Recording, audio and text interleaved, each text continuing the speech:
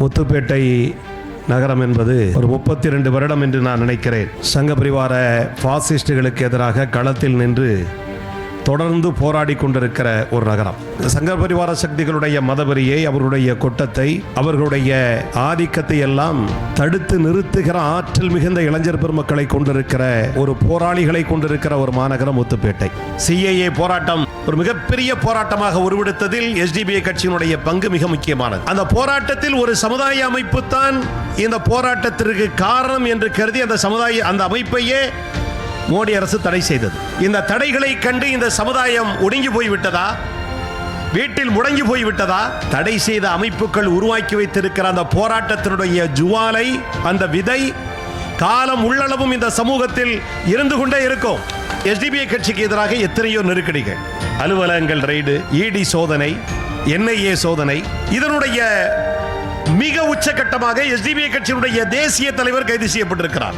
சமுதாயத்தில் உயிரோட்டமாக இருக்கிற எஸ்டிபிஐ கட்சியினுடைய செயல்பாடுகள் முடக்கப்பட வேண்டும். அதற்கான நடவடிக்கைகளை ஒவ்வொரு நாளும் இந்த பாரதிய ஜனதா ஒன்றிய அரசு தொடர்ச்சியாக முன்னெடுத்துக் கொண்டிருக்கிறது.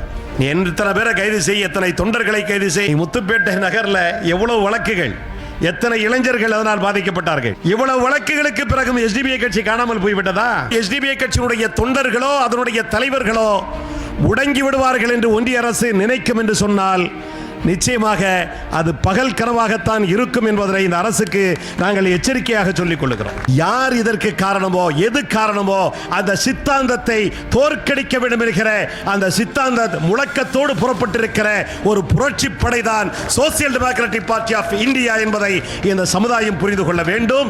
இதை புரிந்து கொண்டு இந்த சமுதாயம் எஸ்டிபிஐ கட்சியினுடைய பணிகளுக்கு பின்னால், அழைப்புகளுக்கு பின்னால் அணிதிரள வேண்டும் என்பதனை துவக்கமாக உங்களிடத்தில் அன்போடு நான் கேட்டுக்கொள்கிறேன். இந்த நாட்டை பாதுகாக்க, இந்த நாட்டினுடைய சுதந்திரத்தை பாதுகாக்க, இந்த நாட்டினுடைய அரசியல் அமைப்பை பாதுகாக்க, இந்த நாட்டுடைய ஜனநாயகத்தை பாதுகாக்க, இதெல்லாம் காக்க வேண்டும் என்றால் இந்த நாட்டில் இருக்கிற பாரதிய ஜனதா அது இந்த நாட்டுடைய ஆட்சி பீடத்திலிருந்து ஒழிக்கப்பட வேண்டும்.